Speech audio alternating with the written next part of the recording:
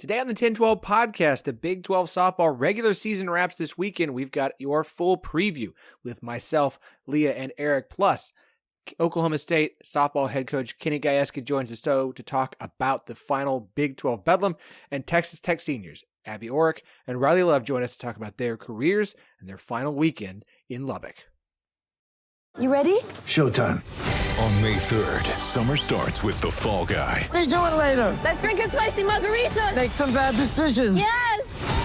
Audiences are falling in love with the most entertaining film of the year. Fall Guy. Fall Guy? Fall guy. That's what the poster said. See Ryan Gosling and Emily Blunt in the movie critics say exists to make you happy. Trying to make it out? Nope. Because I don't either. It's not what I'm into right now. What are you into? Talking. Yeah. The Fall Guy. Only in theaters May 3rd. Rated PG-13. Get ready for the greatest roast of all time, the Roast of Tom Brady, a Netflix live event happening May 5th. Hosted by Kevin Hart, the 7-time world champion gets his cleats held to the fire by famous friends and frenemies on an unforgettable night where everything is fair game. Tune in on May 5th at 5 p.m. Pacific time for the Roast of Tom Brady, live only on Netflix.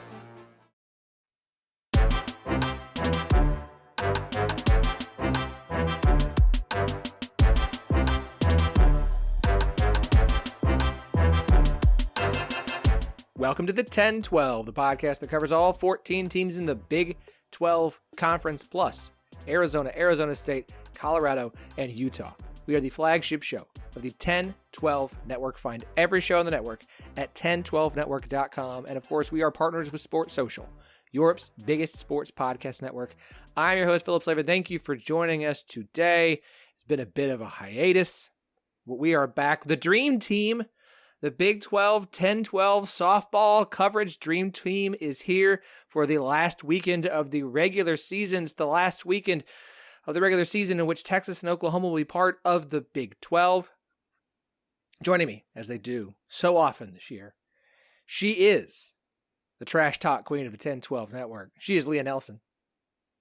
I love that. I'm going to put that on in my Twitter/X bio, I think, after we're done recording. But yeah, I'm so excited that the band's back together, the three amigos. So it'll be a good show. Do we got to do the dance? The Steve Martin Short,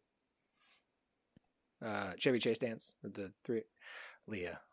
I know. Whatever that is. Okay. All right. Eric understood. Eric got it. He's with me. Eric is, of course, Eric Lopez, one half of the incredible Dream Team at the Inside the Circle podcast and part of DU1 Softball, their resident bracketologist. Eric, welcome back, man. It's good to be back. Good to be back with Lea, although Lea and I, it could get awkward this episode. You might have to play referee at times, Phillip. We got our two teams going at it here, so this could be awkward. Look, this was the first big battle rivalry when this new collection of teams came together. Iowa State versus UCF on Twitter. They didn't give it to us on football, but two fan bases that two very online fan bases. So we'll see how this weekend goes. We got a lot to get to. We have some great interviews coming up here. Just a little bit. We got Bedlam this weekend, the last regular season Bedlam. So, of course, we're bringing on Oklahoma State head coach Kenny Gajewski to talk about Bedlam and this incredible season. This kind of, he won't use the word surprise, but I will. Somewhat surprise season for how well this team has played.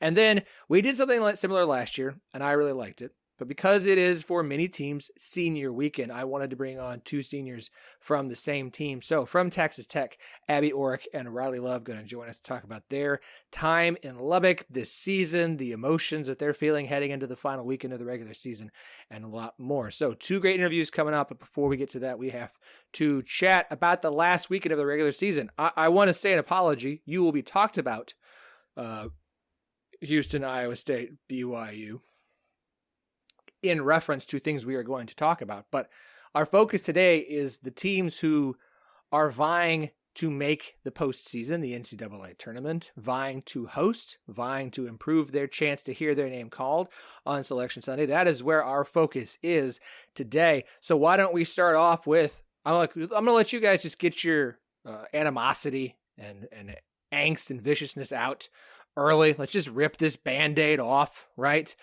Okay? UCF going on the road for the end of the regular season to an Iowa State team that's always a little bit tricky at home. It's an Iowa State team that is 19-28, 5-16 in conference play. They're a quad 3 team in the RPI, sub 80 at this point. I'm trying to remember what it is, 84. So definitely a series for UCF, who is, I think at this point, feeling good about their postseason situation. 35 in the RPI, 28-21 overall. Still without a quad 1 win on the resume, Eric. Not ideal. Eric, what are your thoughts on this weekend series for UCF? Well, I think they got to win the series. Iowa State's tricky. We know this. They beat Oklahoma State 2 out of 3. They're going to be their senior weekend, so that'll be taken. Leah, what's the weather like in Ames? Are we playing? Are we good? Are we going to have some snow, rain? Like, what do you guys have in store for us? I don't know. I think it's going to be some good weather. I think the games. Of course it is. Well, and that's significant. UCF trying to lock up a top 6 seed. I think if they go a game better than Kansas this weekend, they could move up to that 4-5 range. They're not going to catch Baylor more than likely. I think Baylor's going to stay ahead of them because of the head-to-head. So win the series, and I think you feel pretty good, like you said, Phillip, about making the NCAA tournament as a 2 or a 3 seed, probably in Gainesville or Tallahassee. You'll lose the series to Iowa State, and things get very tricky at that point going into Oklahoma City in the Big 12. So it's an important series. You know, UCF, I thought, played well against Oklahoma. Sarah Willis was phenomenal against the Sooners, holding them to 2 hits. First pitcher to throw 7 innings against Oklahoma and give up just 2 hits in 2 years, since 2022. So she pitched magnificent. And then Sunday, both teams decided to go home run derby. It was good to see UCF score 7 runs off Oklahoma. You wonder if that could get them back on track offensively after really hitting the wall against Baylor and then OU pitching the first 2 games. So important for UCF. Take care of business against Iowa State. Iowa State's nervous because they're one of those teams. You look at the record, it's not impressive.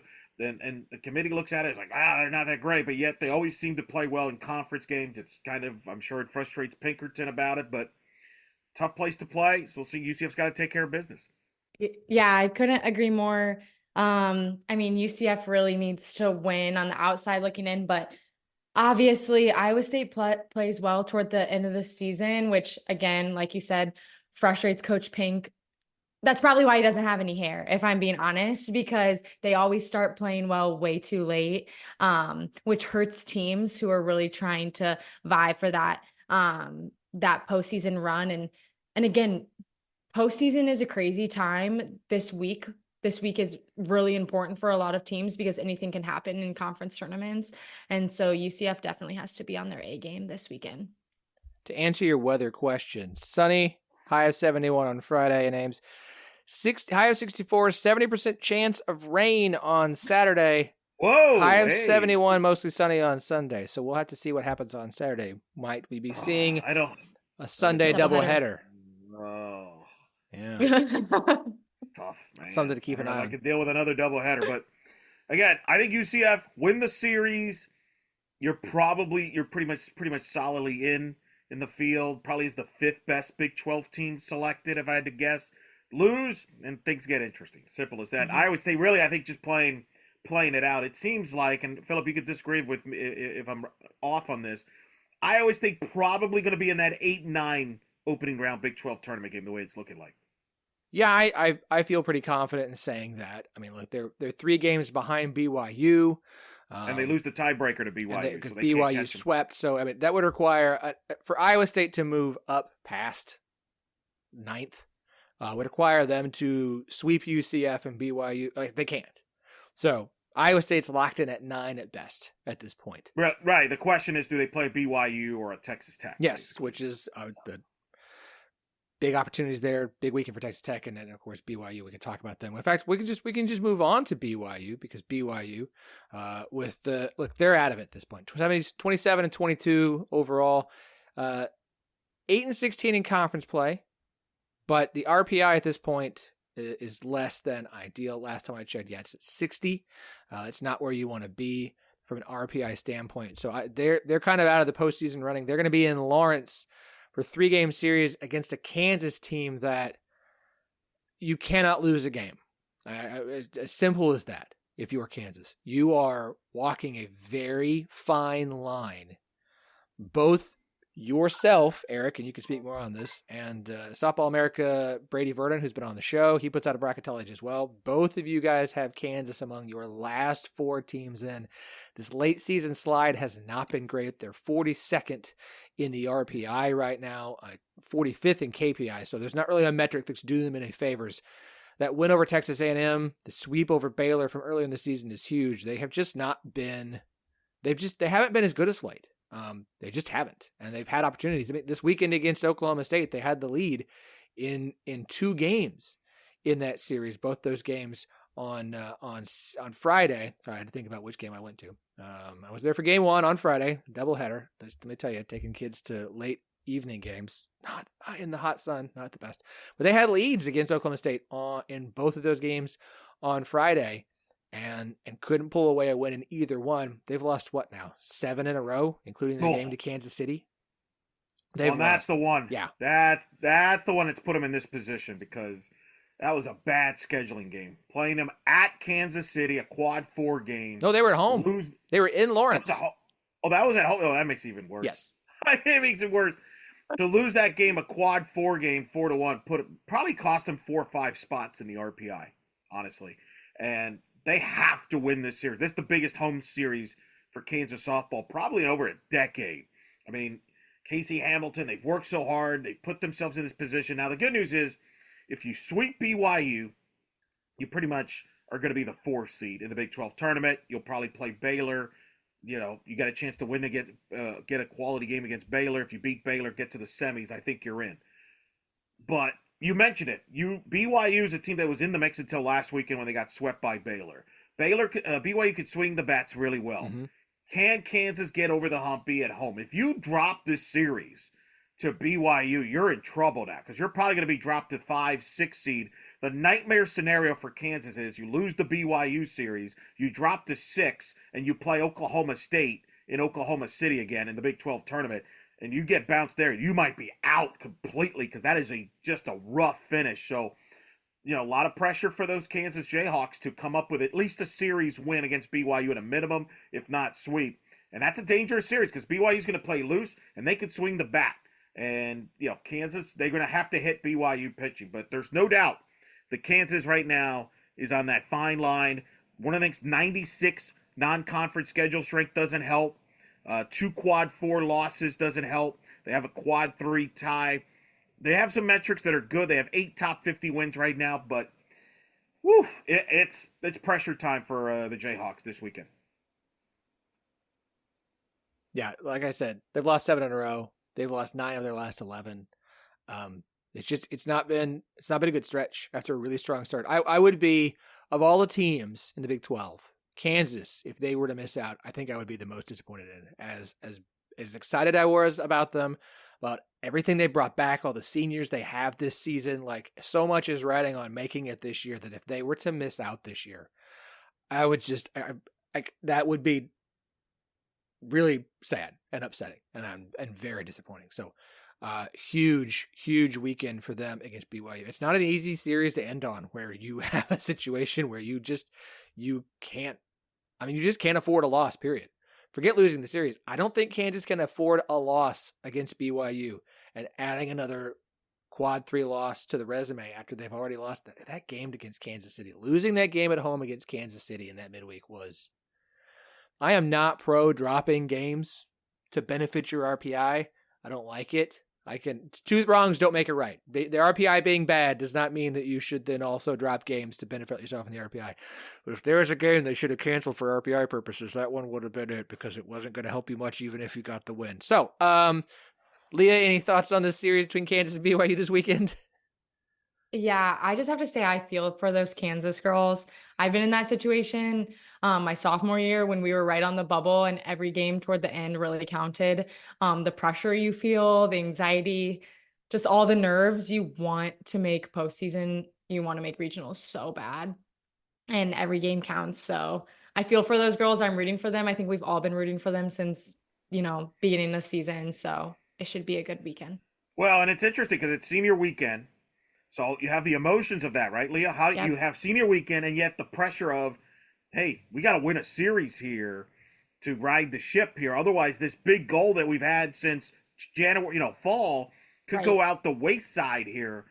I mean, it's amazing. This is a defining weekend for Casey Hamilton. To me, it's a Casey Hamilton series. Yeah. He's got to pitch at least 2 of these 3 games, if not all 3, and try to lead them. I think she could control the BYU offense. I'm not sure anybody else on that staff can control BYU's offense. And then on the other side, Kansas got to hit BYU pitching. Yeah. BYU's pitching's had a lot of injuries this year. I think BYU's actually had a good year considering the injuries that Gore and Eakins dealt with in the pitching. Kansas needs to hit them. And if they don't, they're going to be in some trouble. All right, the other team that out of it for this year seems pretty much locked into the 10 seed would be Houston, barring some surprise wins over Baylor, who's just trying to put themselves in as good a position heading into the postseason as they possibly can. They are playing really well. They've won 6 of their last 7. They swept UCF and BYU in back-to-back Big 12 series after getting swept by Texas, dropping that terrible game against UT Arlington at home. Lost a game at Utah that was a little bit disappointing. Utah kind of there on the bubble as well, but you've got to feel like Baylor heading into this weekend is sitting in a comfortable spot from an RPI standpoint. Like what they did early in the season is doing a lot of good for them. What they did out in Mary Nutter, the wins over UCLA and Missouri, are helping out their resume a lot. It seems like they've kind of turned some things around here. Getting the sweep over UCF was a nice little late resume bump, being UCF being a quad 2. Now you got to end the regular season at home with 3 games against Houston team that's, had a nice promising start. Now they're going to probably finish in last place, barring some sort of surprise and getting some wins over Iowa State. Of course, Iowa State won that series, so Iowa State owned that tiebreaker. It feels like Houston's locked into the 10, and at this point, Baylor's just trying to avoid bad losses and kind of keep things rolling to some extent heading into the postseason. No question. I think Baylor's done a nice job rebounding here late with the sweeps of BYU and UCF. That was a big road series sweep for them at BYU. You still got 2, Binford and Crandall. Their offense showed some life against BYU. Let's see if we see that against the Houston pitching that has struggled. Baylor, I think, has a great shot to be maybe in that 4 seed in the Big 12, which is kind of what we thought they would be at the beginning of the year. The route that they've taken, not the route we thought they would take, but they've got a chance to finish here at the 4 seed in the Big 12. I think they're locked into a 2 seed in the tournament. I think Lafayette, Louisiana could be their destination there in the regionals because they could bust there. And that would, in fact, if you're a Louisiana Cajun fan, that's what they're rooting for. Maybe Baylor helps them there. But experience with Baylor, senior weekend. I'm curious to see how they handle the Houston offense. What does Houston show? Houston kind of pulled an upset over Texas Tech, and maybe the most baffling result of the recent weeks. Not that Houston beat Texas Tech, but that shut them out, which is perplexing to me. But nonetheless, I think Baylor takes care of this series, and they should. And I think they'll be in that 4-5 matchup in the Big 12, and probably the favorite in that matchup to get to the semis. Yeah, Baylor's been here before. They're comfortable. Obviously, don't take Houston lightly. Don't take these games lightly, but it'll be a fine weekend, and I'm excited to see what they do. I thought they were going to be 4 all along in Big 12. Cracked up, Eric, when you said they just took a different route, because they totally did, but they ended up in the spot we thought. So, you got to do what you got to do. It doesn't matter how you get there as long as you get there. So, remember at one point Baylor was like at the bottom of the conference standings. Yeah, they had 1 conference literally win, and now they're 11-13. So very nice. Yeah, because what they started 1-3, 6, 1-8, because they got swept by OU and Kansas and went 1-2 against Oklahoma State to start conference play. So quite the turnaround for Baylor from 1-8 to 11-13. It kind of feels like Kansas and Baylor both at 11-13. They're not catching up to 3rd to Oklahoma State. Mm-hmm. UCF, we talked about 10-14, 1 spot behind them. Like it's that battle for 4th, 5th, and 6th place right there. Let's talk a little bit about Texas Tech and Texas for this weekend. Texas Tech at 8-13, not getting that Iowa State series. From a conference standing standpoint and from a record standpoint, is kind of hurting them right now. Losing to Houston was not ideal.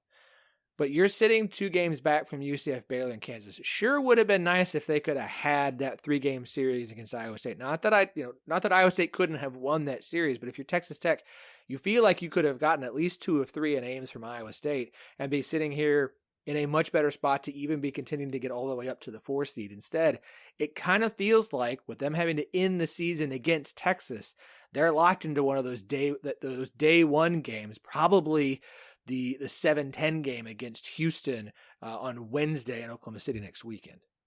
You're 100% right. And you look at Texas Tech. Here's the problem that Craig Snyder's bunch runs into a little bit here.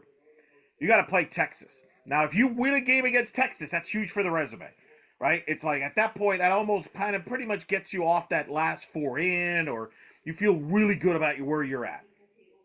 The negative is if you get swept by Texas and you're in that 7 seed, you got to play Houston, which doesn't help your resume, number one. Number two, it's a team that just shut you out, which, again, is a perplexing result. My point is Texas Tech's got to be careful here, or they can run themselves into that bubble themselves where they're either in first team in or first team out based on how they finish here. The Houston game doesn't help them one bit. So the thing that's going to haunt them is that Houston loss where they got shut out. That was not ideal. And you mentioned it, the Iowa State snow out. We wondered how that would impact both teams. One could argue, well, you're not playing Iowa State helps your schedule strength, but you didn't pick up wins there and narrow the gap from 4 to 6. Instead, you might be stuck at 7 having to play Houston on that Wednesday night of the Big 12 tournament. Yeah, in my head, I personally kind of forgot that they even canceled that tournament. Again, I was like, oh, literally, I was like, oh, Texas Tech, Iowa State, whatever. But you just broke it down perfectly, Eric. Like that's, yes, Iowa State doesn't have the best record, RPI, whatnot, but like it's really important to have a good seed in the Big 12 tournament. And again, anything can happen in conference. I'll just reiterate that. Like it's a new season. It's crazier stuff has happened. And so that's a series that they definitely could have gotten at least 2 wins, if not 3. So they're probably beating themselves up over that. But at the end of the day, there's nothing that they couldn't have done anything. It was snow, it was weather. So they just kind of got to live with it and move on. What's going to be tough for Texas Tech, if you are in that 7-10 game, you're going to play Houston. So let's say you get swept by Texas, you lose 3 in a row. And they're the number 1 team in the RPI. It's not like it's going to hurt the resume, but it is more losses. You're 28-17. Let's say they get swept. Now they're 28-20. They beat Houston in round 1. Okay. And then you're probably going to play Texas again or Oklahoma in the quarterfinals of the Big 12 tournament. So you're going to end your season waiting for Selection Sunday, having lost 4 of your last 5, or you could say 5 of your last 6. Because you would have had that loss to Houston and a win over. Like it's just like the last appearances on your schedule would have been loss at Houston, win at Houston, swept by Texas, win at Houston, or win against Houston and lost to Texas. Like it's just they're in a really tough spot the way this schedule is working out at the end here. Look, you've had plenty of opportunities along the way. You've dropped some games you shouldn't have. We can lament the loss of the Iowa State series. I'll say this: it does still feel like this is a Texas Tech program that Craig Snyder has moving in the right direction. It does feel like they. I get that you don't want to have that many losses to end the season, but I'm not sure you're going to hold against Texas Tech. Like you lost to Texas. Lots of teams have lost to Texas this season. Okay. There's only one team in the country who's got a series sweep over them. So let's not hold anybody against anybody too. It'd be like holding it against somebody for getting swept by Oklahoma. Like everybody gets swept by Oklahoma except for Texas. Right. So we'll kind of keep an eye on them. It's only a kick. A jump, a block. It's only a serve. It's only a tackle, a run. It's only for the fans. After all, it's only pressure. You got this. Adidas.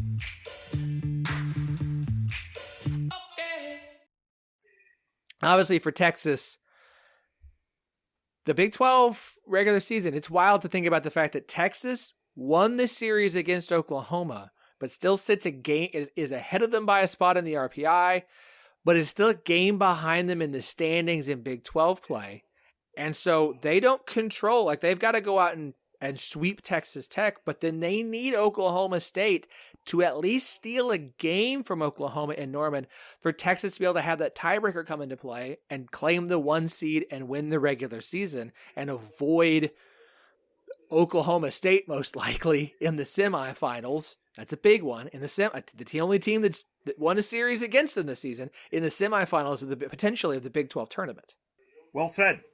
I think you look at Texas, they're going to be, that Houston loss is haunting them right now. Oh, yeah. 12-10. Well, the BYU loss. The BYU loss they had as well.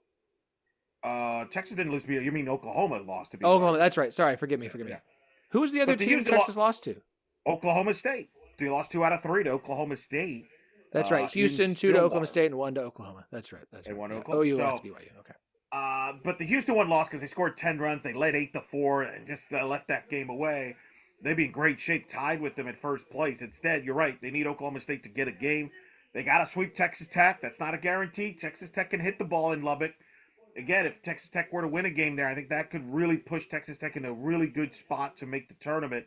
For Texas, you're playing for the Big 12 title. They have not won a regular season title since the Cat Osterman era. Back in 05-06 ranges when they won the regular season title. But you're also playing for the national number 1 seed. I have Texas as the 1 seed over Oklahoma as a 2. That's going to come down to the Big 12 championship game. And you brought up a great point. The difference between being the 1 seed and the 2 seed in the Big 12 tournament is if you're the 2, you're going to see Oklahoma State and likely Lexi Kilfoyle in the semifinal versus probably a combination of Baylor, Kansas, UCF in the semi. So that is critical because Texas has had tough times against Oklahoma State. So this is a lot big for them. Can they get help from Oklahoma State? I think they can, but they got to take care of Texas Tech's business first to secure and give themselves that opportunity for the Longhorns. I think this is making me just like really happy chatting about this because I think this is just growing the game of softball.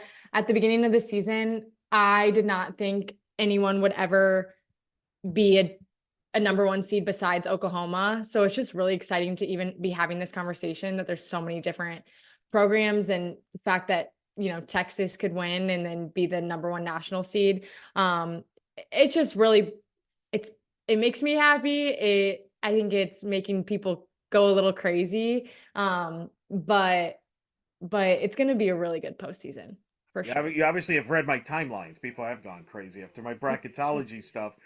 Texas. Yes. You saw that, see? Texas, 7 top 10 wins, 15 quad 1 wins. Nobody has more in those categories than Texas. That's why, as of today, they would be the number 1 national seed. But the Big 12 tournament could go a long way in deciding who the 1 seed is. It's not. I'm going to give Texas a little bit of credit here. Yeah. It's not just that they have 15 quad 1 wins. They're 15-5 in quad 1. You say, well, Georgia's got 14 and LSU has 14. They play in the SEC. There's a lot of quad. Tennessee's got 14. LSU's 14-11. Georgia's 14-13. Tennessee's 14-7. They're 15-5. They played 20 quad 1 games, most of those out of conference, and they're 15-5. Like, it's not like they got 25 opportunities from conference play to get a bunch of quad 1 games to give them a bunch of wins. They still have to earn those wins, but they didn't have the opportunities to get those that LSU and Georgia and Tennessee and other SEC teams did. They did it with 15 quad 1 in 20 quad 1 games. It's not a shot at schedule building. They did the best they could in non-con. So like Texas has the best resume, period, of anyone. Just in my opinion, their non-conference strength of schedule was 5th in the country. So like, think in this, 5th in the country. They did everything they could to put themselves in this position. That resume is very, very impressive. And I don't think anyone else's is as close to it. I don't care how many conference games you got against other good SEC teams. Like Texas built a resume that's very respectable and has done a very, very good job with it. So, we gotta mention Bedlam here. It is not just the final regular season Bedlam matchup in Big 12 play, as we know from Patty Gasso, and as you'll hear from Coach Gajewski, that the series is going to continue in some capacity, looking like 1 game a year in OKC moving forward. But this is not just the last regular season Big 12 matchup in softball. It's the last Bedlam Big 12 regular season matchup, period. Baseball's already done theirs. None of the others, every other sport is done. This is it. These 3 games are it. This will decide the Bedlam. I mean, there's some postseason stuff that could be like, this will decide the Bedlam Trophy. Like, this is it. This is it for Big 12 Bedlam in the regular season. Maybe they match up again. It's a big series. It's in Norman. Coach Gajewski said, like, they're keeping even keel. They're not trying to talk about all this stuff, but you can't ignore how big this weekend is. You can't. Like, it's impossible. And I know they're doing everything they can. And I know OU fans are jazzed, and that stadium is going to be insane for this. I know Oklahoma State fans are nervous as all get out. If you're OSU, and I understand, like, you want to go sweep them, you want to win this series, it would take a sweep for OSU to even consider winning the Big 12. We're going to set that over there with other things like unicorns and stuff like that. No offense to Oklahoma State. But if OSU can get one win here, one win, in my opinion. Eric, am I crazy? Like I said, when OSU lost the series to Iowa State, their chances at a top 8 seed were gone. They were done, and they have been ever since because of those losses. If OSU can get a win over Oklahoma to add to the resume and do something that only 3 other teams have done so far, can OSU get themselves back to a top 8 seed? Yes, the path is there. The KPI, I believe, has them like 5. Yeah, 5. 5. Which is pretty impressive. And look. And LSU's 10. Sorry. Somebody doesn't like LSU on the show. There you go. Can they get, let's say, you mentioned it, I think a win against Oklahoma boosts their resume. And remember, let's say they make the final in the Big 12 tournament. That means they would have beaten either Texas or Oklahoma in the semifinal. Plus, if they got to the final, they would have also won a game against a 6 seed, UCF potentially, or Baylor or Kansas. That's a top 50 win. So my point is, every game from here to the end of the, before Selection Sunday, every game Oklahoma State will play is likely going to be a top 25, top 50 RPI game. So they still got a chance to move up if they win some games. I think Oklahoma State's path is anywhere from 8 to 12. How they fare, I think if you get swept by Oklahoma, I think it becomes a lot harder to get that 8th seed. But if you win a game against Oklahoma, and let's say you get to the semis, maybe even the final of the Big 12 championship, if you get to the final of the Big 12 title game and you win a game against Oklahoma here this weekend in Bedlam, I think you're a top 8 seed, maybe the 8th seed exact. If you get swept by Oklahoma, make the final, you might be in that 9-10 range. But I think 8 to 12 is your range for Oklahoma State. Obviously, the Iowa State series we talked about, that's the one that's going to haunt you if you're an Oklahoma State fan. If you just, and it's not even dropping a game to Iowa State, it's the fact you lost the series, you dropped 2 games. If you win that series, I think you're very much in this. But yes, the path is there for them to get to the top 8. Very similar to a couple years ago, if you remember, when they beat Oklahoma in the Big 12 title game, jumped into that top 8 seed that year. We're going to get Lexi Kilfoyle and Kelly Maxwell on Friday. We all know it. I hope you're right. You see, that's going to be interesting to me, what Oklahoma does with that. Because I talked full spoiler on the In the Circle podcast. Ooh, tease. This is what we call it in the industry as a tease, folks. We were teaching Leah about this today. That's very good. I interviewed Beth Mowins, Michelle Smith, former cowgirl, Jessica Mendoza, all 3 of them at the same time. Ooh. They're calling Bedlam on Saturday and Sunday. And we talked about the possibility and I asked them specifically, how are you going to handle the Kelly Maxwell storyline? And they're going to be all in it. They're not shying away from it. That's number 1. Number 2 is they're wondering, are you throwing her Friday night? Or are you throwing Kirsten Deal, who's been really good the last few weeks, and save Maxwell for Saturday or Sunday and avoid Kilfoyle in that matchup? I'm not saying they're going to do that, but that's going to be the interesting chess match if you're Oklahoma. Is do you go to Maxwell with all the hoopla on Friday night against Kilfoyle, or do you save her to Saturday against Deal, and Saturday against somebody else on Oklahoma State staff, maybe get a game under everybody's belt, more relaxed? I don't know. I'm going to be fascinated to see how Oklahoma plays this, because they have to win a 12 straight Big 12 championship. They know that if they drop a game, odds are they're going to share with Texas, unless Texas Tech helps them out, which could happen. Let's be fair about that. Stranger things have happened in Lubbock. But I am fascinated to see that whole plotline. And how is Kelly Maxwell going to handle that spotlight facing her former teammates head-to-head, and Lexi Kilfoyle in particular, who, to me, with a strong weekend here, locks up the Big 12 Pitcher of the Year, if not already. My heart is beating just thinking about it. If I could give my opinion, Of course you can. I was like, I mean, better Kelly Maxwell than me, but I think they're going to start with Deal on Friday. I don't think they're going to feed into the matchup of, Kelly Maxwell and Lexi Kilfoyle. And I think they're going to try to get that win on Friday and then let Kelly do her thing on Saturday without all of that extra buzz around it. That's just what I think is going to happen from my relationship with Patty Gasso, which doesn't exist, but I just think I know her so well. But we'll see.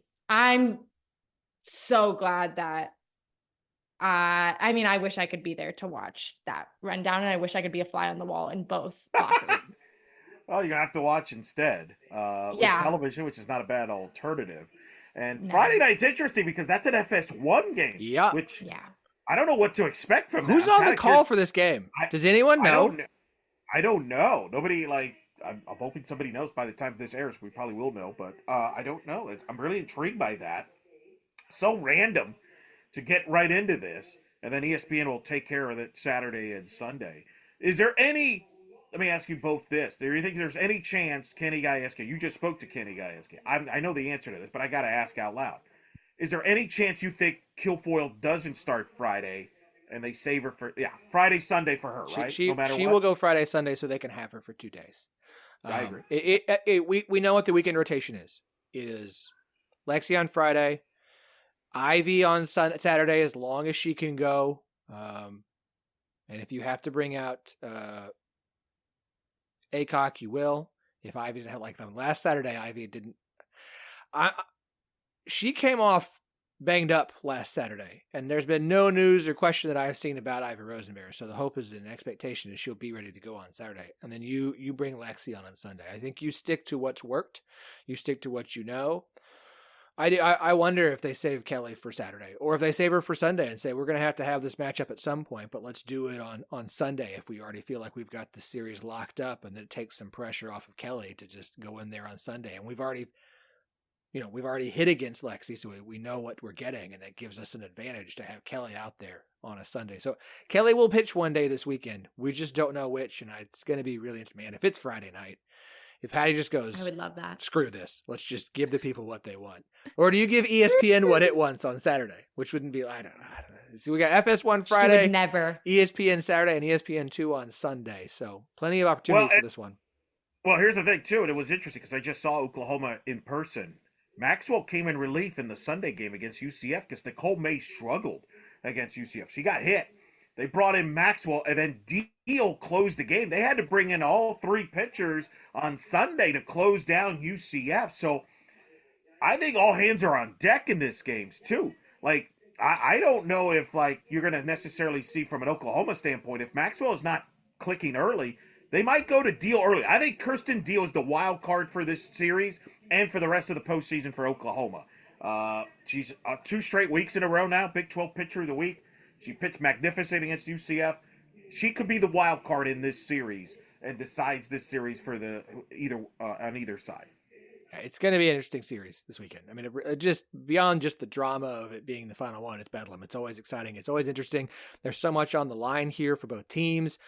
It's going to be a heck of a weekend. So we're going to have to keep an eye on all of it. All right, we got to make picks, and we got some interviews to get to. First, one thing you need to pick are some shirts at Charlie Hustle. You need to go to charliehustle.com. Sponsors here, the 1012 podcast and for the 1012 network. They are big Big 12 fans. They make incredible vintage-inspired clothing out of Kansas City. They've got every Big 12 school currently, plus Colorado. They're going to get Arizona State. They're going to get Utah. Give them time. They're working hard at it. It's not always up to the clothing company. Oftentimes it's up to the school, so tweet at them. Don't tweet at Charlie Hustle. But go to charliehustle.com. They've got promos going on all the time. They've got a bunch of sales stuff that's on sale. They got some good sale stuff for UCF, Iowa State, Oklahoma State. Every Big 12 school's got something in there that is up to an additional 40% off. So go check that out. If you want something that's not on sale, use our promo code 101215, TEN1215. Get 15% off all non-sale items. If this is your first time listening, understand that doesn't mean just your first time buying. As long as it's not on sale, use that promo code. We would appreciate it. They would appreciate it. They love the Big 12. Show them that you appreciate that they love the Big 12. Go shop Charlie Hustle. Vintage made fresh. When you need mealtime inspiration, it's worth shopping Kroger, where you'll find over 30,000 mouth-watering choices that excite your inner foodie. And no matter what tasty choice you make, you'll enjoy our everyday low prices, plus extra ways to save, like digital coupons worth over $600 each week. You can also save up to $1 off per gallon at the pump with fuel points. More savings and more inspiring flavors make shopping Kroger worth it every time. Kroger, fresh for everyone. Fuel restrictions apply. All right, we're picking 3 series, our last 3 series. One programming note, we will be back, the 3 of us, on Monday. We're going to come in early next week since the Big 12 tournament starts on Wednesday. We're going to get our tournament preview, our Selection Sunday scenarios from the bracket master himself, Eric. We're going to have that for you on Monday to drop early, so you got plenty of time to preview. Because once the games start, the preview doesn't matter anymore other than just for, posterity's sake. So we'll be back on Monday. No other interviews, just us. Won't be too long of a podcast. And I promise that we're going to get football and stuff coming soon. I can't right now. I've got notes. I've got pages of notes. I got pages and pages of notes. So we've got 3 series to pick. Let's start with Kansas versus BYU. This is, again, Kansas has got to get themselves a sweep here, I think, to feel remotely comfortable about Selection Sunday. Lea, who wins and what's the record? I'm feeling good about my girls at Kansas. I'm just going to put it out in the air. Sweep 3-0 against BYU. Everyone needs to send their good juju out there because we're all rooting for Kansas. Eric? I'm going to go Kansas. I'm going to go 2 out of 3. Hamilton wins the series on senior day, though. 2 out of 3, Kansas. BYU's good, man. They're scrappy. Do not take BYU lightly. That's a tough 3 game. I'm going to go Kansas 2 out of 3. I'd like to say sweep, but I think I'm with Eric here. Kansas should win the series. They're at home at senior weekend. They know how important this series is. I think they go 2-1. BYU's bats are good enough that they're going to be able to put up some runs on Kansas. I think Kansas gets this series. I think they'll hear their name on Selection Sunday. Please, Mother Mary, Holy Jesus. But I think they get this one 2-1 as well. Okay. Texas Tech hosting Texas for the final time. Also a final Big 12 showdown between 2 conference foes, soon to not be. 3 games here. Lea, who wins and what's the record? I'm in a sweeping mood. I'm going to have to go Texas 3-0. They're just playing really, really well. And they know the end of the season is really important. So they got it in the bag. Eric? I think Texas wins, but I think Texas Tech's got a chance to steal a game here. They're going to be fired up. It's going to be packed. Last time you played Texas, they could score some runs. I think they'll score some runs on Texas. Can they hold off Texas in one game, at least one game? I'm going to say Texas sweeps, but I would not be shocked if Texas Tech steals a game and kind of helps Oklahoma win the Big 12 title, ironically enough. Texas has not lost a game since their series opener against Oklahoma on April 5th. They have gone almost an entire month without a loss.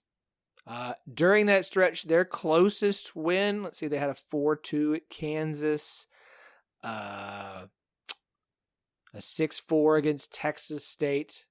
They've got multiple run rules, multiple wins by numerous. It hasn't really been close.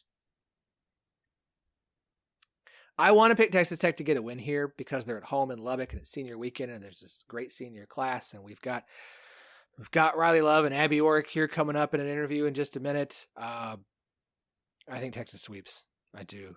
I think they know what they're playing for. They're playing to lock up a number 1 overall seed. They've got to get If Texas Tech's going to do it, to me, it'll come on Sunday after OU's locked up the regular season and Texas has a little bit less to play for and Texas Tech has a little bit more. If Texas Tech's going to get a win, to me, it's on actual Senior Day Sunday. If Oklahoma is already 2-0 against Oklahoma State and they're feeling, so I'll take. I could see it being a 10-6 type of game, 8-6 type of shootout where Texas Tech just out hits Texas, kind of like Houston did on the first Big 12 game of the season. It would have to be something like that, I think. But I think Texas Tech's capable of doing that, so we'll see. How long ago was that Texas dropped a game at Houston? Man, it's been some time. It's been some time. All right, last one. We're doing Bedlam because, of course, we're doing Bedlam. Oklahoma, that beautiful new ballpark, hosting Oklahoma State. 3 games this weekend. Kelly Maxwell, Lexi Kilfoyle, all the drama, FS1, ESPN and ESPN2. Lea, who wins? What's the record? So since it's in Norman, I think Oklahoma's gonna win the series, but I think Oklahoma State is gonna take one. So 2-1 Oklahoma. I think Oklahoma wins, but I think they sweep them. I just think this is tough. Oklahoma has not lost an opening game 1 of a Big 12 series. How does Kilfoyle, if you're going to win a game, I think it's got to be one of the Kilfoyle starts. Mm-hmm. I don't know if she could beat them on Senior Day. Maybe she can, but I'm going to be proven. You got to prove me wrong. I'm going to say OU sweeps. I think it's close. I think it's dramatic. I think those seniors for OU rise to the occasion and win that 12th straight Big 12 title. Look, it's not playing BYU where they can pull off some upset because you're just not expecting it. It is going to have to come on Alexi Day, and it's no shot at Ivy Rosenberry, but it just is. If this was in Stillwater, I'd pick OSU to win a game. I would gladly say right now OSU will win one of the games in Stillwater. It's in Norman. Look, Lexi's best games have come in the biggest games. Period.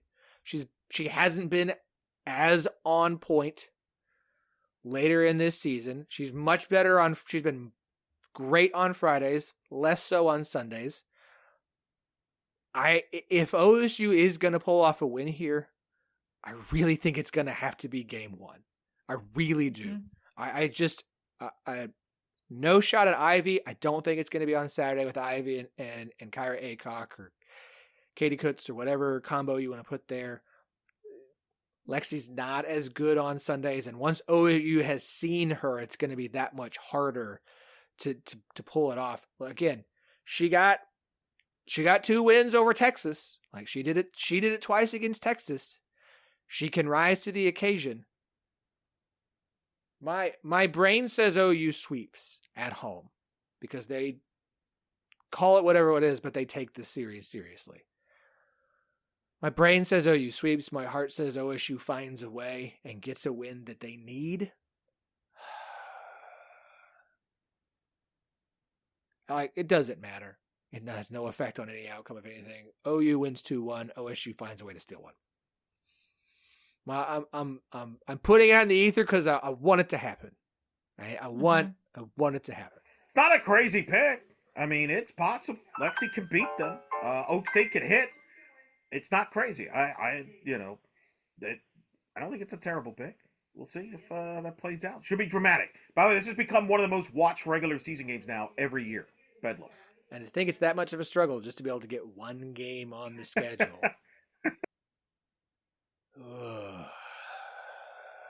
Sure. Hey, they're getting one, so I guess I'll give them some credit. We talked to Gajewski about that. We've got that interview coming up here. We've got our 2 Texas Tech seniors. Lea, Eric, it's been a pleasure.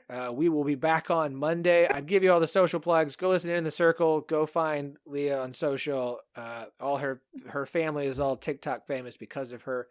You can find more about that. But we've got 2 long interviews. It's a long episode. We're going to get to it. We'll be back on Monday. We will talk to you all again then. This weekend is the final regular season softball Bedlam matchup, so who better to bring on the podcast and talk about his absolutely incredible team and program than the head coach of the Oklahoma State Cowgirl softball program, Kenny Gajewski. Coach Gajewski, welcome back to the 10-12. Hey, thanks for having me. Glad to be back here. Absolutely. Thanks for coming in from an airport. I know Wi-Fi there can be a little spotty, but we appreciate you taking some time today. It's all good. I'm glad we could make it work. And like I said, it's always good. It's a big week and a big fun time. So I'm glad to be able to talk about all that. We'll get to Bedlam here in just a minute, but I wanted to start with just this team this year. Listening to some various interviews with you and reading some stuff, like it seemed coming into the season that you were a little unsure about what this team was going to be. You chose to kind of stay younger, let the players on your roster get out there and play, as opposed to bringing in a wave of transfers and older players. Obviously, you have a few transfers who joined this roster. Now you're heading into the final weekend of the regular season, 42-8, ranked in the top 10 in every poll, projected at this point to be, at worst, a top 16 seed and host a regional for the 5th straight time. Would you say, in your mind, that this team has, surprised you at how good they've been? Did you feel like this was always in them? What's kind of your evaluation of your team now versus where you were before the season started? Yeah, I think the surprise word is kind of an interesting word, because what I didn't know, I just didn't know how much we would win. I didn't know how well we would play and respond in certain situations. But the one thing that I did make very clear to everyone is that we're talented. We have talent, and you just don't know. So I don't want to use the surprised. I'm just very happy with them. I'm happy with the way that they work, the way that they love each other. It's been really cool to watch. It's truly been as rewarding of a year as I've had in a long time, to be honest. And I think that's just because we didn't know what we had, except we knew we had talented kids. We just didn't know how they would perform against the schedule and against expectation. And so it's just been really cool to see. I wouldn't call it a gamble, but obviously choosing to go with your younger players, playing your freshmen, your sophomores as much as you have, and then as opposed to, bringing an upperclassman over them and seeing them perform and step up the way they have this year. I mean, that's got to feel even more rewarding because you took that chance and it has paid off, I think, even more than most of us outside the program expected this year. Yeah, if you cut me wide open and got the truth, like I plan on being at Oklahoma State for a lot of years. Like, this is not like a stepping stone job. I mean, we built this program into a top 5, top 10 repeatable program. And if you just keep recruiting, if you keep bringing in transfers over the top of who you've recruited to play here, you're either one, not recruiting well, or two, you're planning on trying to win quickly and leave. And that's not me. I've never said that at all. The transfer portal has been to supplement deficiencies. And I don't care if you're the number 1 team in the country or you're the number 200 team. We all make decisions that don't pan out. That's why recruiting, there is no book, there is no crystal ball. So when you make some mistakes or kids make different decisions or fall out of love with softball or work or whatever, the portal gives us an opportunity now to supplement. And that's what I want to do. I just want to use that to supplement our current team. And that's the way we've gone about this. So I don't look at it as risk. I look at it as, this is who we recruited to play here, and they're pretty dang good. And a bunch of these kids have panned out. As we mentioned, the freshman class has really stepped up. Rosie Davis, Carly Godwin, both named Freshman of the Year top 25 list by the National Fast Pitch Coaches Association. I mean, just in your mind, like, how does this freshman class stack up with some of the classes, incredible classes you've had come through Oklahoma State during your time there? Oh, it's been a blast with these guys. I mean, obviously the ones you guys are hearing about are Godwin and Rose, both just doing great things. We still really like Katie Coots. She's just not getting opportunities with the older kids that we've got. And then I have two other ones that are getting a lot of time. That's Taylor and Durson and Tia Warsop, who are 2 speedsters that play outfield that are getting a lot of pinch running, outfield play, some pinch hits, a few starts here and there. These are kids that are going to be factors here for a long time. And, and so I think that's the cool thing. It's the same thing that happened with like a Claire Tim. And she had a lot of at-bats this last year, about 45, and did well, but just couldn't crack the lineup every single day. Now she's in there, and now she's having a great year. So we've got sometimes you just got to wait your turn here. It's just the way it is. It's difficult because a lot of these kids have never done that, but the kids who are willing to stick it out, this is something I told them when I recruited them. Hey, it's going to be tough here. Like, you're going to have to buckle in, dig in, and go. And it's what makes coaching so much fun, when kids trust the process and trust you that hey, they have a chance. They just got to earn it. I'm glad you mentioned Claire Tim. I'm not sure there's a better nickname around Oklahoma State sports right now than the Tim Reaper when she hits one over the wall to the gift shop. Obviously, like we mentioned, it is a younger roster, but you've got 5 seniors that you celebrated this last weekend for the last regular season home series: Alexi Kilfoyle, Ivy Rosenberry, Caroline Wong, Scotland David, and Julian Pouliard. Like, there's a lot of very different and unique stories with each one of them. You've got some who've transferred in, some who've had long careers, dealt with injuries for long periods of time. Ivy Rosenberry stepping up the way she has in the circle this year to be, right there with Lexi Kilfoyle. Can you speak a little bit about the impact? And I know there's a lot that you could say about all of them, but a little bit that you on each of the seniors who'll be leaving you at the end of the season. Yeah, we could do a 30-minute show on all of them. That still may not be enough, with me. So, but this group, they'll go down as a crazy successful, crazy, powerful full group for what they've done here.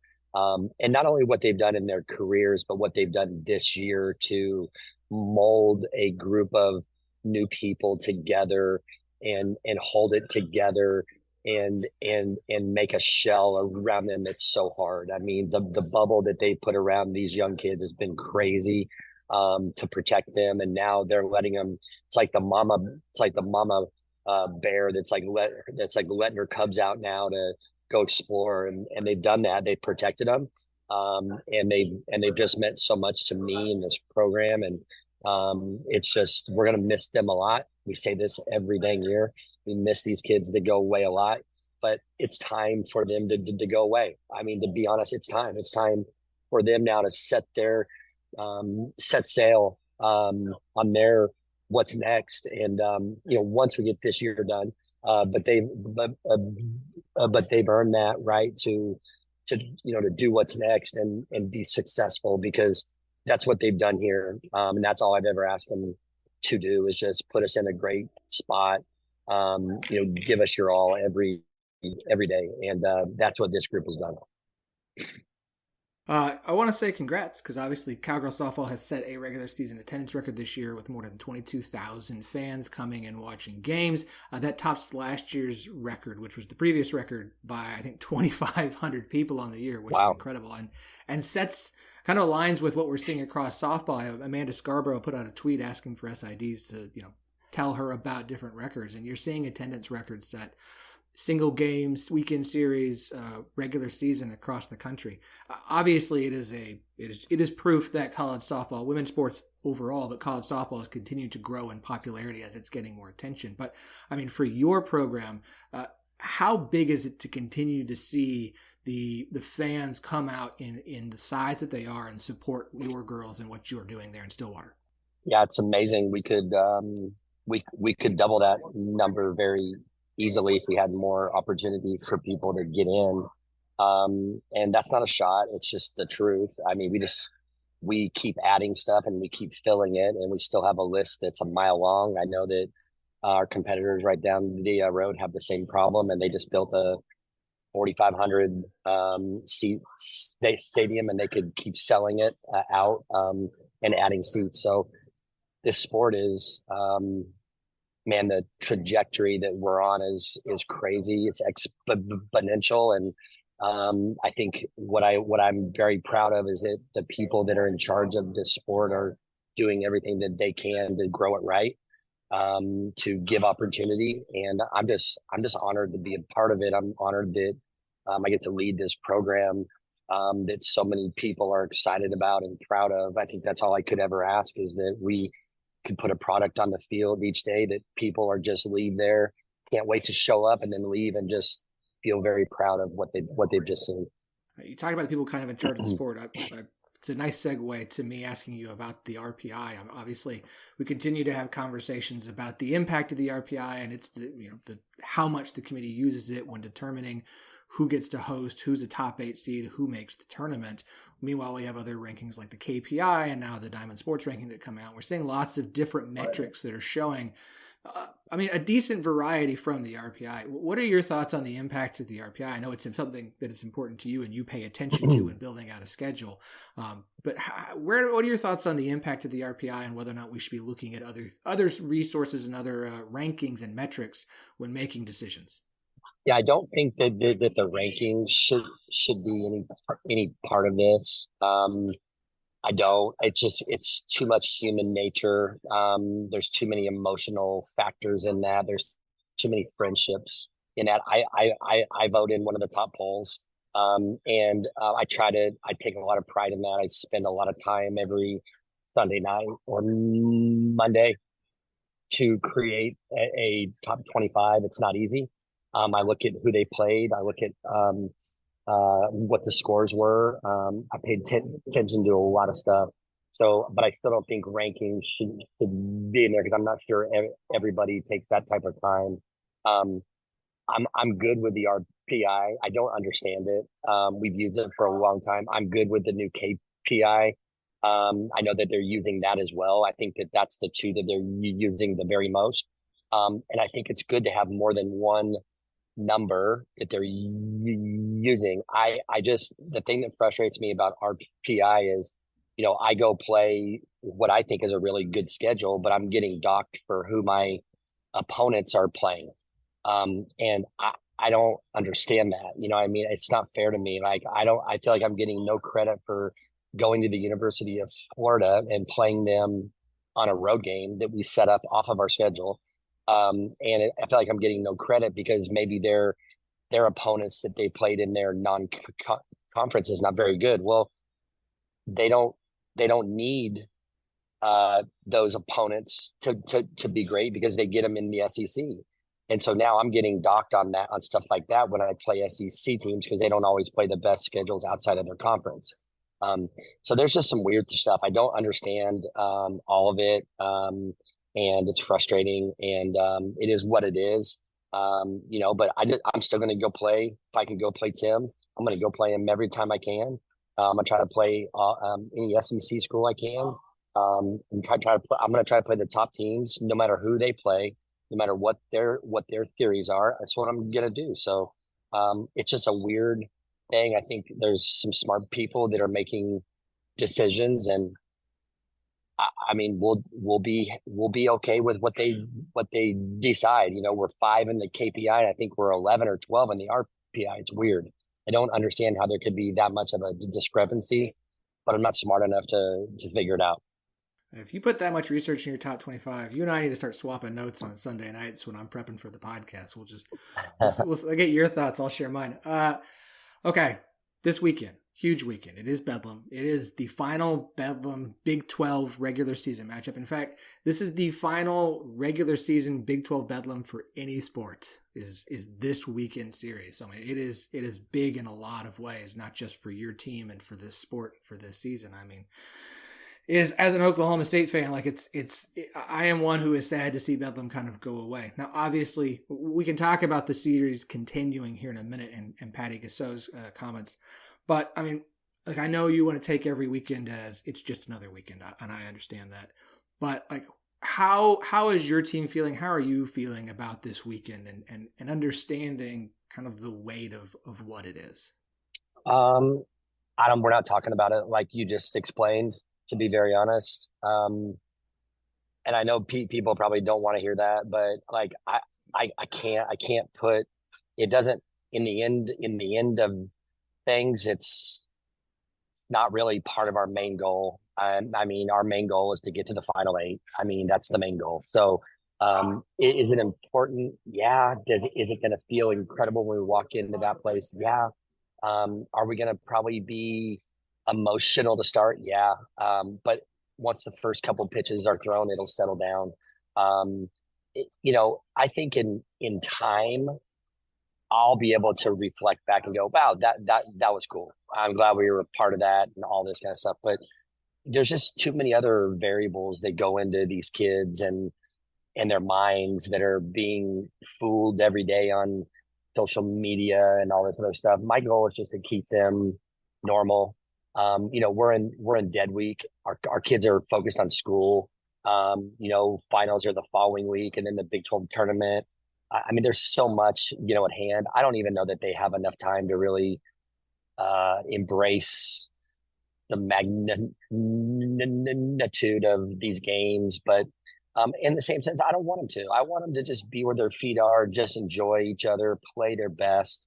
And if you start putting too much on them, start putting too many, well, this is the last, and this is this, and this is this. It just, people get emotional and do weird things out of character. And I just don't want that. I want our kids to be normal and play normal. And I don't need them to play better than they've ever played. I just need them to play how they play.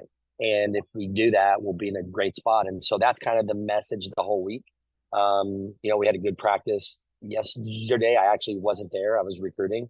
I got to watch it on film. I saw it. It was really good. I'll be there today. I'm flying in, and I'll have media at 12:45 and go right to practice. At 1. So it's just a busy schedule. But like me, I'm doing my normal things. Like I'm going to go recruit. Like I that's just part of what my job is. And so my staff is preparing. I'm preparing. I'm not trying to do too much of this stuff. I'm being asked to do things like crazy. I'm like, hey, we've been playing games all year. Where have you guys been? You know what I mean? Like, I just want to.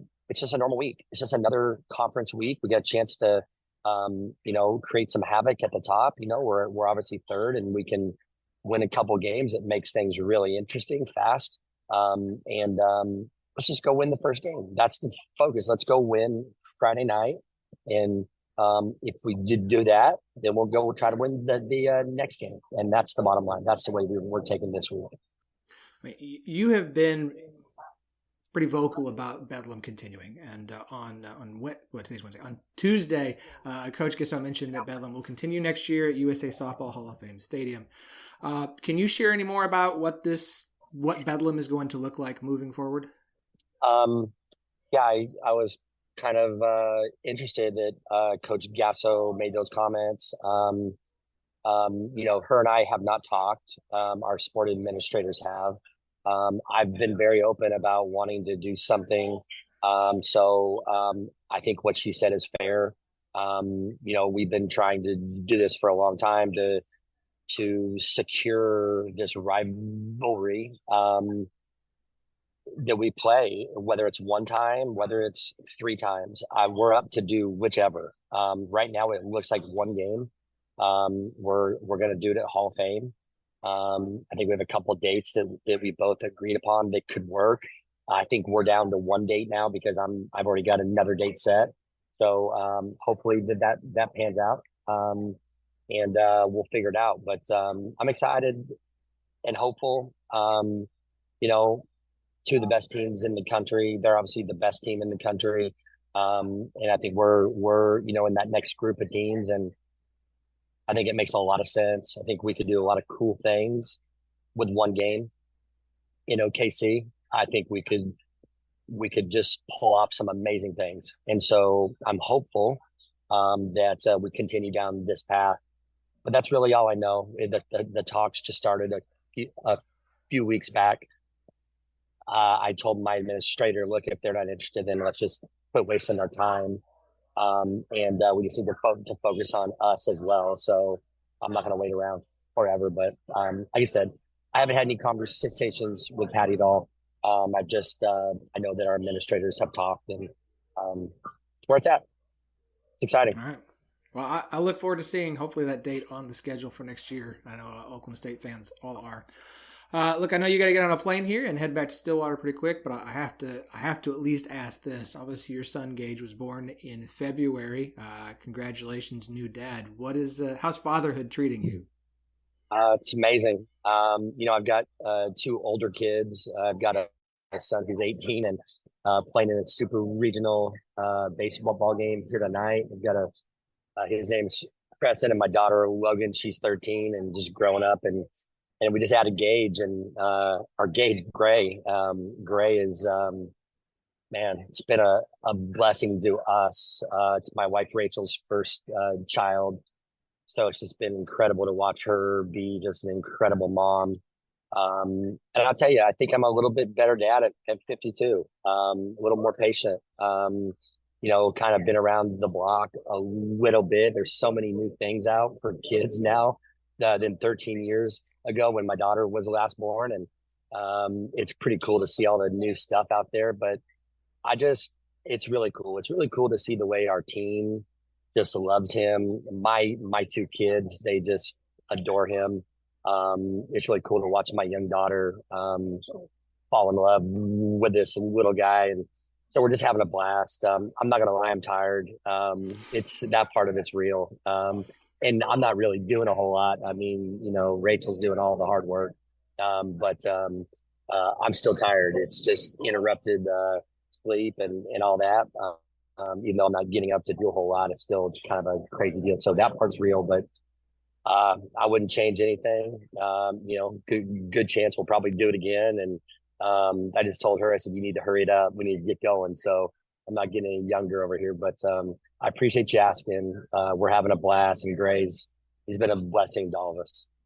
That's awesome. Well, as a fellow father of three, I didn't wait for my third as long as you have, but still, I can understand the better at that age than you were the first time around. I feel like the more times I do this, some things are better, some things are like, oh, okay, well, you're always learning something new every time. Yep. But sure. Congrats to you and your wife and your family. Coach, thank you so much. This has been fantastic. Good luck to you and your girls this weekend in Norman, in Bedlam, and we'll continue to follow the rest of the season. Thank you as always, and I always to tell you I admire your background there. I think that background is one of the coolest things I've ever seen. So appreciate what you guys do and highlighting us here this week. And it's thank you so much, Coach. Thank you. It is the final weekend this weekend of the regular season. Look, some schools have already had senior day as they'll be on the road this weekend, but for those who will be experiencing their final home series, it's going to be a very emotional weekend for everyone involved. So I'm very excited. We kind of did this last year. I had two seniors from Kansas, so I'm very excited to do this again this year. This time, we're going to Texas Tech. We're going to Lubbock. Welcome, Abbie Orrick and Riley Love to the 10-12 podcast. Thank you for having us. Yeah, we're so excited. Okay, I want to start off with this. You guys have been in Lubbock for your entire careers through college, which is, first off, congratulations. That's awesome. It's been a bit of a weird time. You were recruited by former head coach Adrian Gregory. You played your first few seasons for former head coach Sammy Ward, and now you're playing for head coach Craig Snyder. It's a while to have three, I'm going to use air quotes, head coaches during your time, even though you didn't play for one of them. What is that? It's become it's kind of commonplace in college sports to see head coaches come and go and move around. And obviously things have been a little bit different at Texas Tech. We're not going to rehash that past. But I am curious from both of you, your perspectives on kind of having to go through all of that through your 4-year stint and recruitment at Texas Tech. Riley, why don't you go first? I think it's an interesting opportunity that we all kind of got. Maybe a little bit of a blessing in disguise that we did have to go through some adversity in our 4 years of being here. Obviously some adversity, obviously some super highs and super lows, but I think it really prepared us for facing adversity in the real world. But I could speak for me and Abbie both and the rest of the team that we could not be more grateful and happy to have the coaching staff that we do have now. But yeah, I love Tech, and that's why I stuck it out for 4 years, but that's all I got on that. Yeah, I would have to agree. I think going through the first couple of years, it was just like you're in a new world, you're in a new place, and then on top of everything. So I think all of that and us just being able to stick together, our culture now is really based off of family culture. And so being able, there's 10 seniors this year, and the majority of us have been through everything together. And so we were all like, hey, like we're gonna stick it out together. Hey, like we love the culture here. We love each other. So it's really cool this year just being able to play because like we're all best friends on the team and we're all like ending our softball career together. And is that part of what has kept you guys there this whole time? Look, I don't fault anyone for any of the transfer portal for whatever reason. It is unique, less so I think in like baseball and softball than it is football and basketball to see players stick now through their entire careers, and for you guys to stay in Lubbock through all the ups and downs and turmoil and coaching change and so off is very impressive. So I am curious, is it just that togetherness and that group that you guys have? What else has kind of gone into your decisions to stay there in Lubbock for your entire careers? I think it was a big decision of we're going to do this and stick it out together. Like you said, all the turmoil and the ups and downs and stuff like that, I think just brings us, especially the senior class, together more than anything. Knowing that we did it for each other and did it for the younger girls and the older girls before us. But I know senior weekend this weekend is really special because all of the seniors kind of went through a bunch of up and downs, starting with COVID, starting with coaching changes. So it's been a pretty cool and different experience that we've had as a senior class. I mean, I just have to agree. I mean, it's so much fun now. I mean, I think you can see it on the field, like just how much better like the team's performing this year. And it's all because like we're doing it because we're having fun, and it's because we're playing because we want to play and we all want to play for each other. So, I mean, it just goes to show how chemistry within a team and how like good the coaching staff is and how everything, like we're basically the same team as we were the past couple of years. And this year we're really just trying to turn around, and you can see that. Talk to me about Coach Snyder. I had him on the show to start off the season. I've really enjoyed his 2 years in Lubbock. I think he's really building something there. I mean, what is your perspective on Coach Snyder, what he has built, and kind of the future of Texas Tech under him? Abbie, why don't you go first? I mean, I think his really his really big thing is just like preaching like connectivity and like us being a family, and like that's our culture. He's really big on like, hey, if we need a mental day, like it's more than just a game, and he knows that. Whereas some coaches are like, hey, you're here to play softball, and Snyder makes it to where it's like, hey, you need to have fun while also doing this, and you also like he allows our family to come inside the facility, and like we do all these fun things. Like we have a family night every weekend, we travel, so it's just one of those things where he allows us as players to really feel connected within the program, also with our family. So I feel like that's a really big culture piece that I like. I mean, I couldn't agree more with Abbie, but I think there's two parts to Coach Snyder. There's part one of family and our team's a family. That big piece that he preaches is that, we changed the name of our team room to family room. That's what he's about. And there's part two of him being this incredibly knowledgeable coach of softball and has all taught us things that we have never learned before in our 18 years of playing softball. I mean, his knowledge of the game, knowledge of the mental side of the game is something that I've never experienced before. So it's kind of those two things that make Coach Snyder and our coaching staff so unique and so special to us. Obviously, like I said, this is senior weekend. It's very likely your last time playing a game in Lubbock. Have you started to kind of work, though, that thought process and the emotions that are going to come with that this weekend, or are you just hoping that maybe we'll just kind of keep that until Sunday?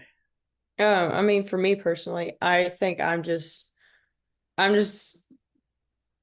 hit it head on. I mean, obviously it's like bittersweet moments for this weekend, and like he's spreading out. So we have 10 seniors on the team, and he's like spreading it out. So like we're doing 3 seniors Sunday, or 3 seniors Friday, 3 seniors Saturday. So we each get our like special moment in time, so it's not all rushed. But I think it's one of those things too, where it's like we feel so good within this year that it's sad, but we're also leaving knowing that we're doing the best we can. Hey, we had so much fun this year. So it's not so much sad. It's just, man, we're really just gonna like miss being around each other and the game.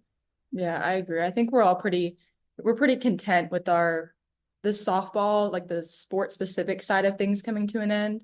But I think it's just everything else that comes with the sport that we're going to miss the most. And that I know for sure that's what I'll be emotional about is, I don't get to travel with 26 of my best friends anymore. And that's what's going to be upsetting to me. But Completely understandable. I mean, you've been around, this, as you said, these 10 seniors for so long that you'll stay together and you'll keep connected, but it's not the same as being around each other every single day for as long as you have.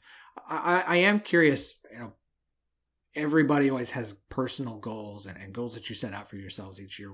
What were some of the goals that you as seniors in this class set for yourselves this year, and then you personally, and do you feel like you've been able to achieve some of those? I know goals that we set as a team as a whole, and the senior class kind of set that was we wanted to go to postseason. That's our goal. I mean, that's something that we haven't done in our 4 years of being here specifically, but I think personal goals, I know for me was it's my last season. I'll never play a game of softball again. So I think just going out and having fun and enjoying the sport while I have it was a personal goal of mine, and not putting so much pressure on myself because softball is such a small part of our life and what we have to do after it. So I think just as a team, making the best run that we can, and personally just, giving it my all and having a good time while I'm doing it. Yeah, I mean, I totally agree with that too. And going off of it, it's like we made sure this year, like we're never taking anything for granted. I mean, like COVID took our senior year away, so we never got to do any of the like last prom, last any of that. So we're just making sure that this year, like every single thing we do, we're doing it like to fully 100% that we can do. Does it add anything to be playing, of all teams, Texas for this final weekend? I mean, I know every weekend is a different weekend, but this is the last weekend of the regular season. It's senior weekend, and you're playing a rival, an in-state rival in Texas, in their last weekend series as members of the Big 12. Does that add anything extra to you guys, or is it already just knowing Texas is on the schedule enough?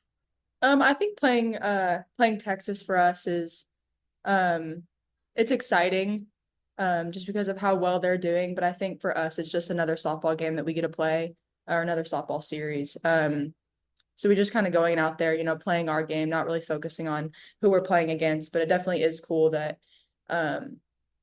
and I think in our career, we've ended up playing Texas as our last game, either in Big 12 or the conference. So I think it's kind of ironic that we're ending it this year like that, but it's just another softball game that we get to play, and, we're excited for it.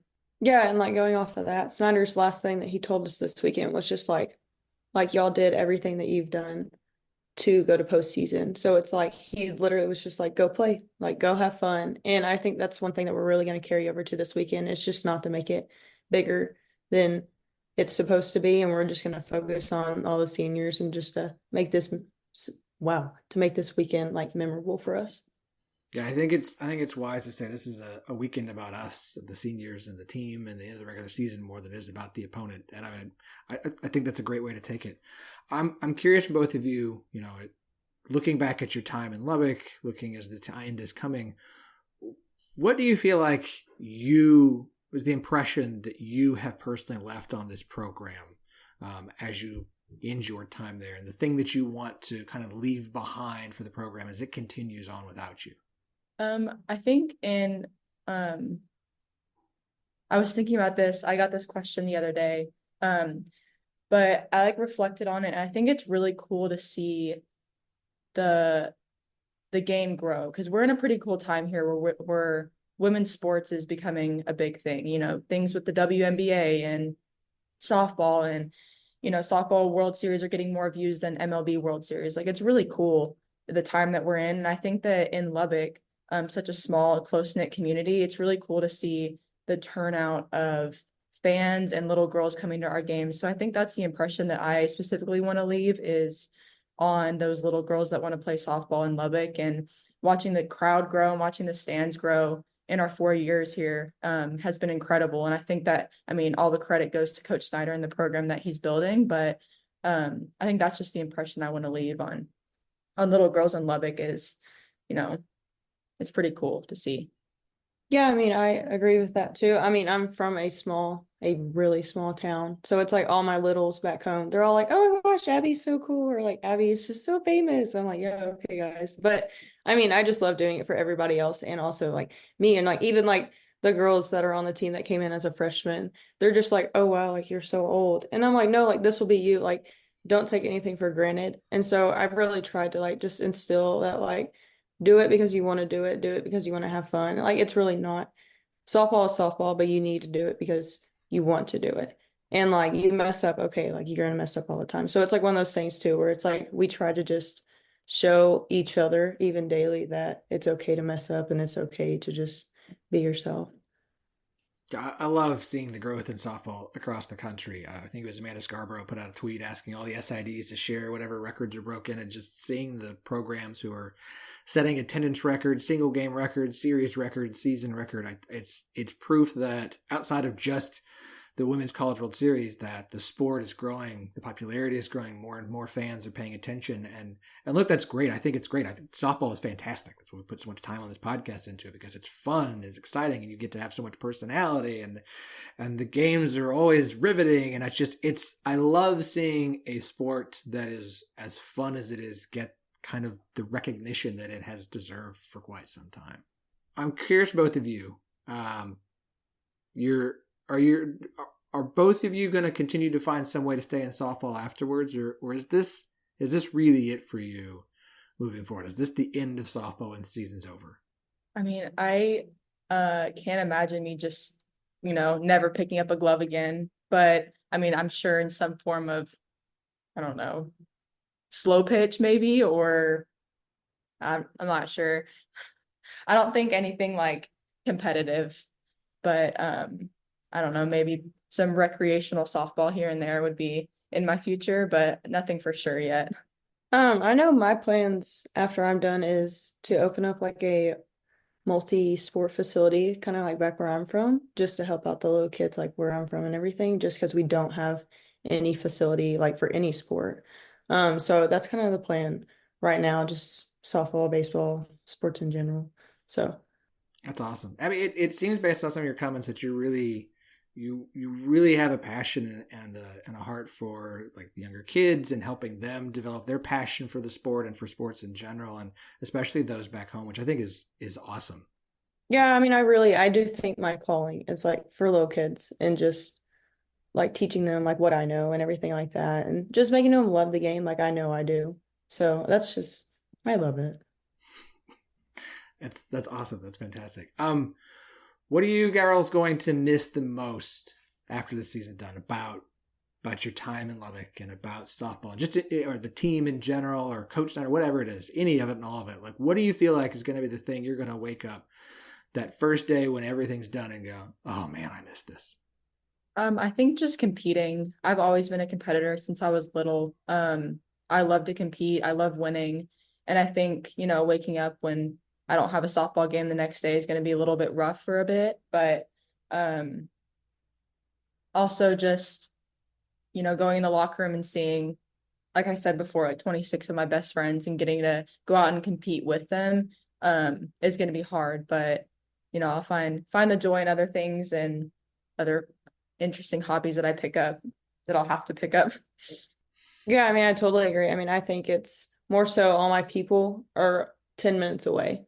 So it's literally if I need anything, sad, happy, whatever, I want to go grab something to eat, I have 26 people and we can literally meet up in 5 minutes. Whereas next year we're all going to be in our real world, starting big girl jobs, all this stuff. And it's just like, oh, like we can't see each other every day. So I think that's just going to be something that I'm going to have to get used to, just going back to like a small country town where I literally live alone. So we'll see. All right, so looking to the future, you've been around this team. There's a lot of, 10 seniors leaving, but there's a lot of players who are going to be coming back. Looking ahead to next season, who are the players that are going to be here still that you think we all need to be very aware of and keeping an eye on when Texas Tech begins their season in 2025? I know that we have a really good incoming class coming in. I think they're ranked like number 2 recruiting class in the nation, which is pretty cool. But I think keeping an eye on the freshmen this year, Logan Halliman, Reagan Jennings, McKenna Mitchell, I think those girls are going to be pretty outstanding starters next year that you need to keep an eye on. I think in specific, I mean, all of them are great, but Logan has the best bat barrel control that I've ever seen in however many years I've been playing softball. So I think, keeping an eye out for her, I think she's going to be big one day. Yeah, I mean, I totally agree with that. I mean, Reagan and I have a special connection in middle infielder. But I think my person would definitely be like Kaylee Wyckoff. She won Freshman of the Year last year, and like this year, her terms, she's like, oh my gosh, why am I not doing good? I'm like, Wiki, you're batting like 450. So it's like one of those things where it's like she's like, oh my gosh, I have to do so good, and I'm like, Wiki, you're literally so good. So I just feel like as long as she just continues to play how she plays, and I know that she loves the game of softball so much, and she's a true utility. Like you never know where he's going to put Wiki in. She came as a catcher. Sometimes she plays first base. She's in the outfield. So she's just an all-around athlete that will do whatever she needs for the team. Okay. We're going to wrap this up, but I got to ask about the tumbleweeds, because the tumbleweed contest at the beginning of the season is hilarious. I love it. It's so much fun. You'll have to go out and find a tumbleweed to bring it back. Like, what are the things like that Coach Snyder has brought in that you guys have enjoyed the most about him as the head coach there at Texas Tech for your last 2 years? I think Coach Snyder is all about doing, I mean, the tumbleweed had like a message to it of being all in. Like he told us to bring a tumbleweed, and all of us found the biggest tumbleweed. And that was like the message of the thing was to be all in for everything. But I think Coach Snyder's always doing some type of fun activity, He loves pulling pranks. Like he's just super lighthearted and loves bringing fun into the game of softball. Yeah, and like going off that, like we have different theme days throughout the years. Like a couple of weeks ago, we had like a Taylor Swift day. And to end practice the day before that, he was like, hey, like we're all going to make friendship bracelets because that's what they do at Taylor Swift's concerts. And so we each like made a friendship bracelet for a girl on the team. So it's like, that just goes back to being like family and stuff. Whereas he's like, he sees how hard that we work and he doesn't push it because he's like, he realizes that how much we put into the program. And so he always is just giving back, and it just makes it so much enjoyable to go to practice every day for him. Yeah, I think it was the Sunday game of the UCF series. We did an Easter egg hunt before the game, and they hid like 250 Easter eggs in the outfield, and like we all went and found them. So just like fun stuff like that, and you know, it keeps us outside of the, you know, this game means so much, and that, you know, it like really brings into perspective why we're playing. I just think it's really cool how he brings like these life lessons into fun little things like that. I love it. I think he's done a great job there so far. I'm very excited about where this program is going to continue with him as the head coach. And I think that you two have left an incredible mark on the program and have helped lay a foundation that's going to continue to be built off of. So I did want to say congratulations to both of you on, I think, successful careers. Both of you enjoy this final weekend. I know it's going to be a lot for softball, the emotions and everything, but you've earned it. You've earned the recognition and what's going to come this weekend. And so congrats to both of you. And thank you so much for your time today. This has been absolutely incredible. We really appreciate it. And good luck with what comes next. Thank you. Yeah, thank you guys.